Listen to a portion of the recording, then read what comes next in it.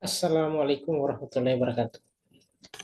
Baik, berjumpa lagi kita dalam video pembelajaran.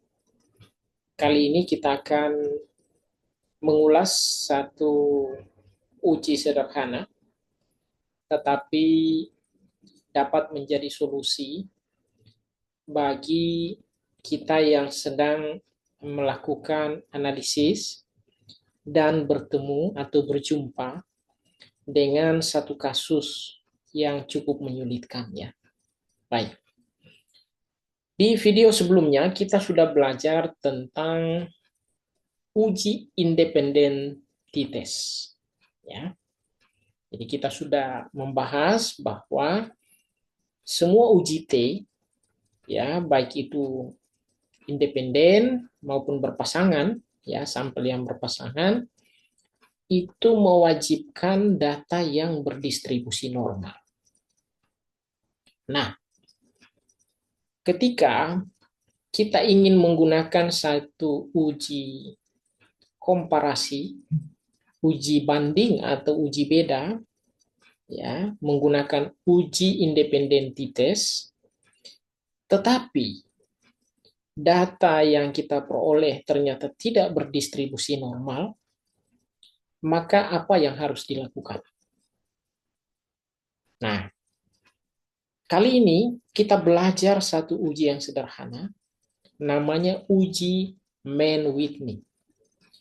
Uji Mann-Whitney ini adalah alternatif yang disediakan di dalam tools statistik khususnya SPSS ya sebagai pengganti dari uji independentitas jika data yang kita peroleh tidak berdistribusi normal. Baik, untuk memudahkan bagaimana cara menjalankannya, kita langsung buka data kita ya.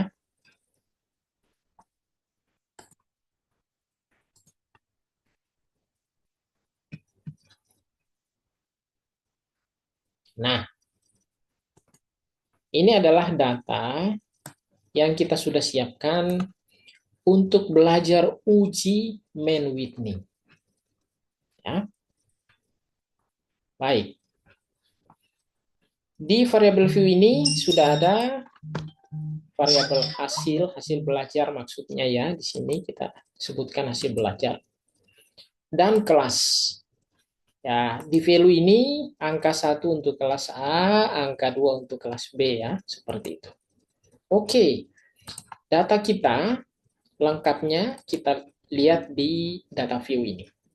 Nah, seperti inilah kira-kira hasilnya begini, kelas distribusi kelasnya seperti ini. Ya, gitu. Baik. Sebelum kita menjalankan uji Mann-Whitney ini, saya ingin kita mereview kembali ya. Pada saat kita menjalankan uji independentitas, ya, kita membangun hipotesis atau kita mengembangkan hipotesis. Ada hipotesis nol, ada hipotesis alternatif. Ya. Hal yang sama juga akan kita lakukan untuk menjalankan uji Mann-Whitney. Jadi kita mengcopy ya, kita menggunakan atau menduplikasi hipotesis yang kita gunakan di uji independentitas. Kira-kira seperti ini bunyi hipotesis nol kita. Ya.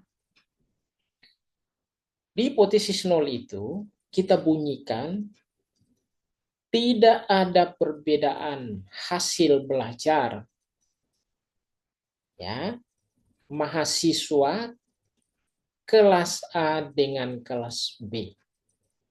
Ya, tidak ada perbedaan. Jadi itu hipotesis nol kita. Kita nyatakan bahwa tidak ada perbedaan hasil belajar mahasiswa di kelas A dengan kelas B. Sedangkan hipotesis alternatif kita, ya sebaliknya, kita nyatakan bahwa ada perbedaan hasil belajar mahasiswa di kelas A dengan kelas B. Ya, ada perbedaan. Jadi di hipotesis nol tidak ada perbedaan, di hipotesis alternatif ada perbedaan. Nah, itu adalah hipotesis yang kita nyatakan di awal karena nanti akan kita uji dan kita lihat hipotesis manakah nanti yang diterima, ya seperti itu. Baik. Catatan penting bahwa kita anggap dan kita yakini data kita ini tidak normal ya. Ya, data ini distribusinya tidak normal. Oleh karena itu kita gunakan uji Mann-Whitney sebagai alternatif dari uji independency test. Cara menjalankannya seperti ini. Kita masuk ke analyze, ya, non parametric test, legacy dialog. Kita pilih yang two independent samples. Ya. Klik ini, ya, masukkan hasil belajar ini pada tes variabel di sini, ya, kotak yang atas. Yang kelas ini kita masukkan sini, grouping variable. Yang di sini kita centang cukup satu ya, Mann-Whitney. Tidak perlu yang lain. Ya. Nah, untuk bisa mengeksekusi ini, maka kita butuh tambahan perintah, ya, tambahan data. Kita klik define groups. Grup 1 kita tulis angka 1 sesuai data kita ini ya. Grup 2 kita tulis angka 2 sesuai data kita. Continue. Ya, sudah. Oke kan. Nah, nanti akan tampil muncul hasilnya seperti ini. Saya tunjukkan ya.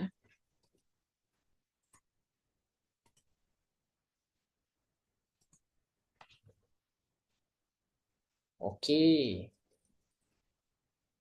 Nah, ini adalah hasil analisis atau hasil uji dari uji Mann-Whitney atau Mann-Whitney test ya. Seperti itu. Nah, di sini terlihat deskriptifnya seperti ini. Ya, kelas A ada 10 sampelnya, kelas B juga ada 10.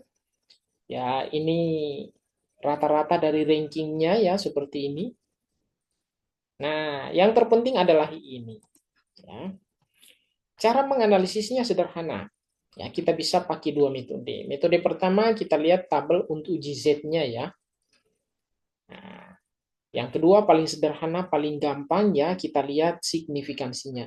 Assume sig. Ini 0,000. Ini saja yang kita lihat ya. Nah, ini menandakan bahwa hasil uji kita lebih kecil dari 0,05. Ya, sekali lagi, kurang dari atau lebih kecil atau di bawah dari 0,05. Ini berarti bahwa hasil uji yang kita peroleh ini signifikan. Oleh karena itu, maka hipotesis yang diterima adalah hipotesis alternatif.